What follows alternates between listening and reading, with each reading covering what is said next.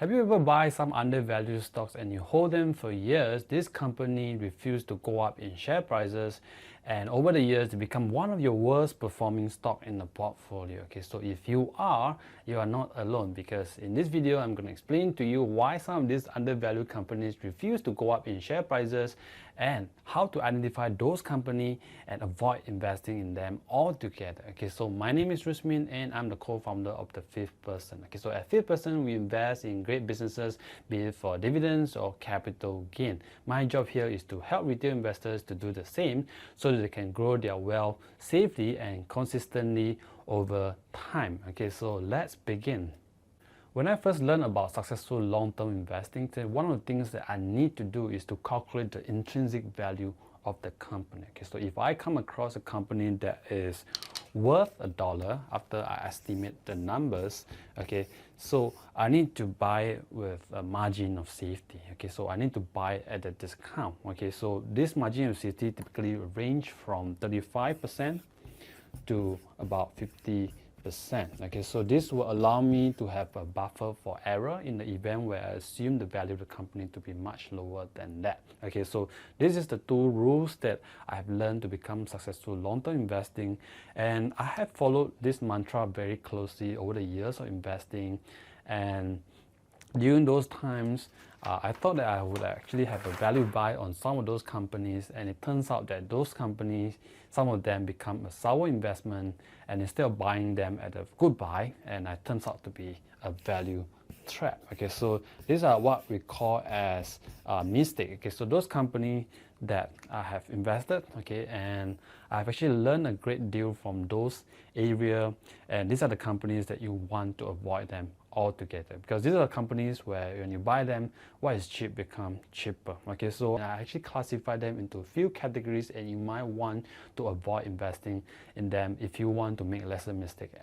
The first group of companies are what we normally call it as S-chip. Okay, so these are companies that are Chinese-based companies that are listed outside of China or Hong Kong. Okay, so in Singapore we call it S-chips. Of course, in Malaysia you can also find some of the Chinese-based companies that are listed Bursa Malaysia, in US, and also in Canada. Okay, so these Chinese-based companies are everywhere. Okay, so and over the years they have shown a very good track record of cheating investors' money and by fabricating some of the financial numbers. Okay, so these are the companies that you might want to avoid them. If you look at the stock market, okay, and a lot of these companies will be trading at a very attractive valuations in terms of price to earnings. They are trading at single-digit PE. They have a yield of 4-5%, and sometimes they also have a very extremely low price to book ratio of less than 0.5. Okay, so these are the companies, when you zoom into the financial numbers, if you look at their revenue, it will be growing on a year-to-year basis,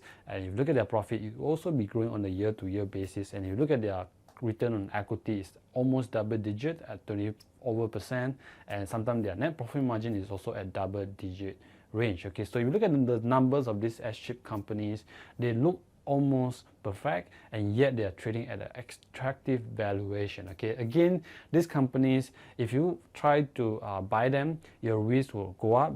I watched a series in Netflix called China Hustle. They actually did a documentary on these S-chip companies, and out of 400 companies that do fraud outside of China, they actually only one go to jail. Okay, so basically they get away with it. Okay, so you wouldn't want to mess your money with this type of companies.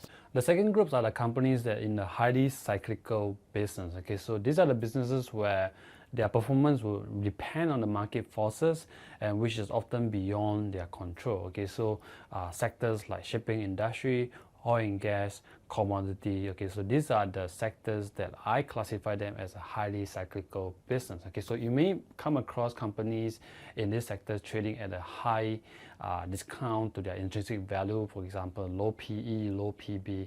Okay, but soon later you actually realize that some of these companies, the value may be actually inflated depending on which cycle that they are in. Okay, so if the sector is facing some down cycle, the value of the asset may not necessarily get written down in their book. Okay, so when you determine the value of those companies based on their book value, okay, you may not actually getting a good discount out of it. Okay, so this is something that you need to be careful if you're investing in any companies that tends to be in a cyclical business, because the value that you get may not be necessarily reflecting the value that you're actually paying.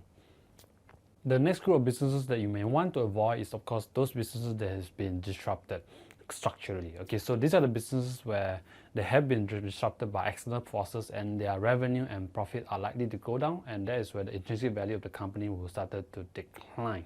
A good example of businesses that have been disrupted, those sector in the advertising industry. Okay, so companies like TVB, because this is one of the companies that monopolize the Hong Kong market. If you watch TVB Hong Kong drama series, you will probably have heard of TVB. Okay, so traditionally in the past, a lot of businesses actually market with them because they have a lot of viewership. Okay, but if you look at today, the consumptions of media have actually changed ever since we started to use smartphone, tablets to actually start to watch Netflix.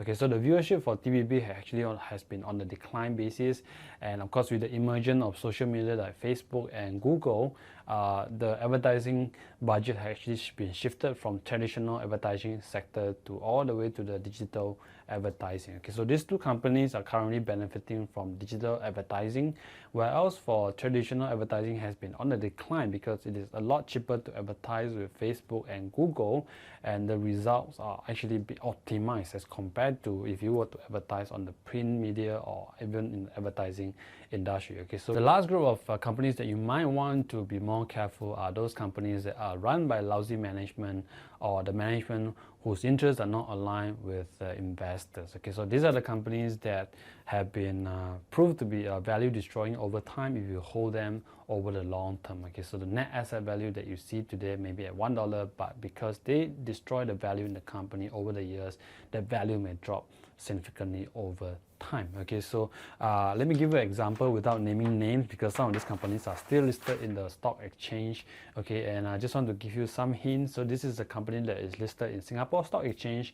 They sell very popular tissue brand in Singapore. Of course, over the years, if you look at the company performance, they have actually diversified into a lot of non-core businesses that is outside of their core competency. Okay, so they have gone into trading business, they have gone into some health consultancy business, and they have gone to venture into a lot of business that is not related to their core business. And of course, if you look at the past 10 years of the company result, a lot of values have actually been destroyed, and this company revenue and profit has been coming down. Okay, so even though you may buy into this company at a huge discount to the net asset value, or this company may come with a lot of cash that is trading almost similar to the market cap of the company, you are not going to unlock those value because the management simply do not know how to unlock those value, or they are bad at allocating capital. Okay, of course there are some companies that may have good businesses, but sometimes if they overpay themselves too much, okay, that type of company also you may want to avoid investing in them, because these are the companies that tends to be value destroyer. If you invest in any of the companies or description that I just described to you, you may want to avoid them altogether. Okay, so once again, this is Rusmin from 5%, and I hope you enjoyed this video. And if you like this video, please feel free to share it with your friends. And of course, if you want to have more insights, analysis on investing, okay, please visit 5%.com. Okay, so have a nice day.